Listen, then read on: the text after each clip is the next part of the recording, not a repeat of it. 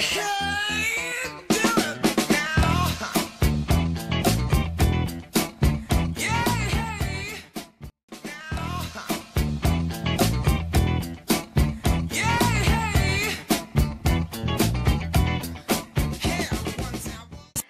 guys! It's me again, Isa Jean, and welcome back to my channel. Kung bago ka dito sa aking channel, welcome! So today's vlog guys, as you can see, nakasuot ako ng uniform kasi isasama ko kayo sa aking trabaho.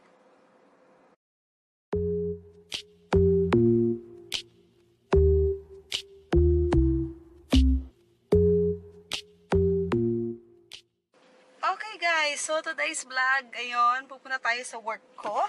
And it's 6:15 in the evening. Medyo maaga pa kasi since Ramadan ngayon, hindi ko kailangan magmadali kasi for sure walang traffic kasi mag-i-iftar.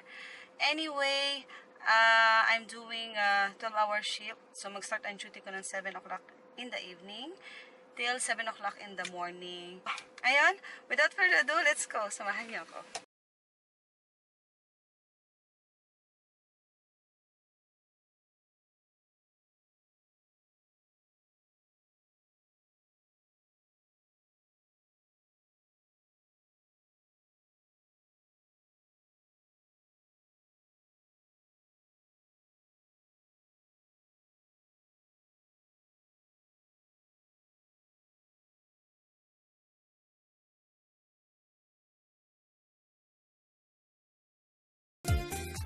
Okay guys, we're here. So nandito na tayo sa work ko. It took me like 10 minutes lang kasi sobrang walang traffic. Nakita nyo naman. Of course guys, hindi ko lahat napapakita syempre ng video kasi syempre for privacy reason. Ayan. Yung mga ibang clips lang ipapakita ko sa inyo. Tonight naka-assign ako sa surgical ICU kasi guys, every shift or every duty namin, hindi kami pare-parehas ng air. Every time napapalitan yon. So tonight, sa surgical ICU ako naka-assign. So sana hindi ako mabisi kasi usually ito yung pinakamadugong area sa amin. Kaya ayun, so ayun na, bago pa ako malate. Anyway, time check. It's 6:30, 6:33 to be exact. And yes, maliwanag pa sa labas kasi magsa-summer na dito sa Dubai. Hanggang 7 o'clock ng gabi, maliwanag pa yan. Kaya, ayun guys, samahan niyo ako tonight sa aking duty.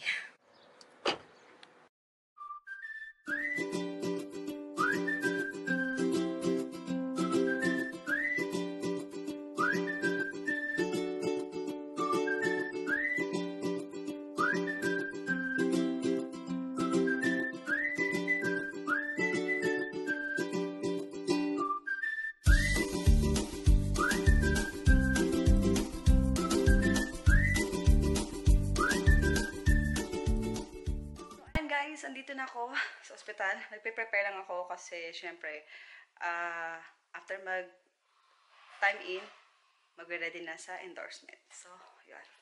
Endorsement time.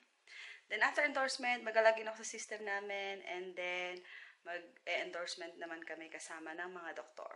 So, let's do this. So, ayun guys, tapos ko nang i-assess yung aking mga pasyente and it's time for me para mag-document na.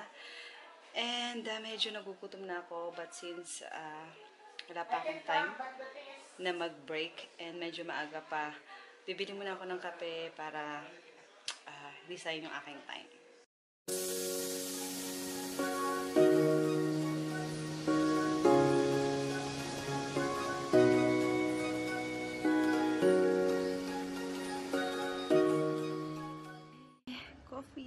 Pampagising, kape muna. Hi, Mamu. Thank you sa pansit. Hindi sa akin niya, kaya po. Nag-apple pala yun! Ano sa'yo? Thank you po sa pansit. Ayan, busy yan. Siya aming team leader tonight. We're on our break. Jillers. Jiller, ba't ka nagkanin? Nagkanin ka sa bahay mo, ako nagkanin ka. Gago talaga itong babae. So, ganyan po ang aming itsura pag kami naka-break time. Yan. Nagsawa na siya sa'yo. Ano yun, magiging jowa ni Khaleesi yun? Yung lalaki, kasi ginamit lang din niya. Sino? Yung ano, Lalaki. yung lalaki. Parang Do you vow? napatay din yun. May pinaano din siya. Ay, Usapang gato po. Cebu. Seryoso sila. Yes, saka pag ikaw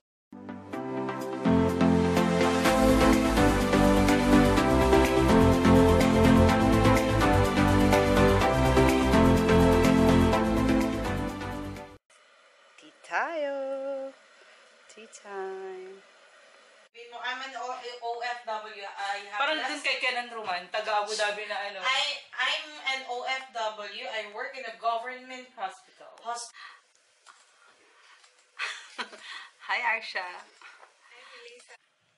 Jill, parang totoo yung ginagawa mo. Ah. Yeah, I'm serious. Wow. I'm doing my professional validation. Naks. Spell it. Professional validation. So guys, ayan lang aming munting pantry, ang aming munting pahingahan.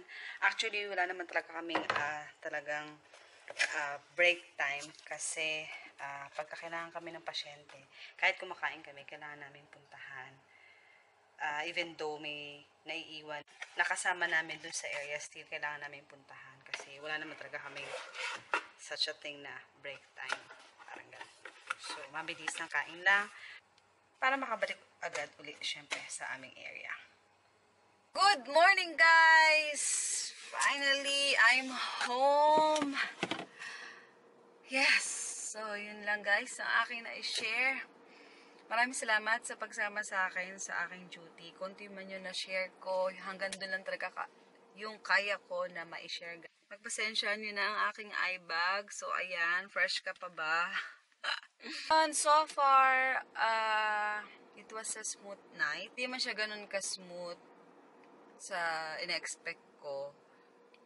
So, alam ko na medyo magiging madugo ang aking duty kasi nga naka-assign ako sa surgical ICU and mag-isa lang ako naka-assign. I had 15 intubated patients, 1 on non-invasive and 2 on waiting.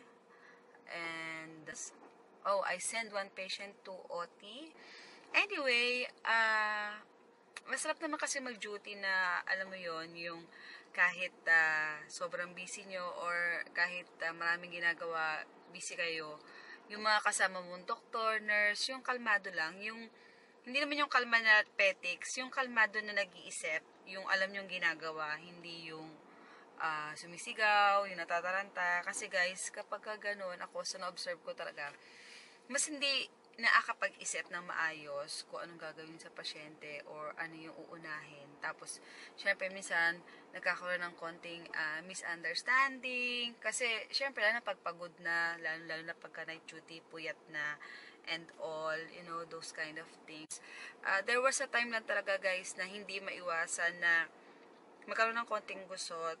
Kasi nga, syempre, lahat naman kami, ang goal namin is makatulong dun sa pasyente namin at mabigay namin yung best dun sa patient. So, hindi din talaga maiiwasan yon.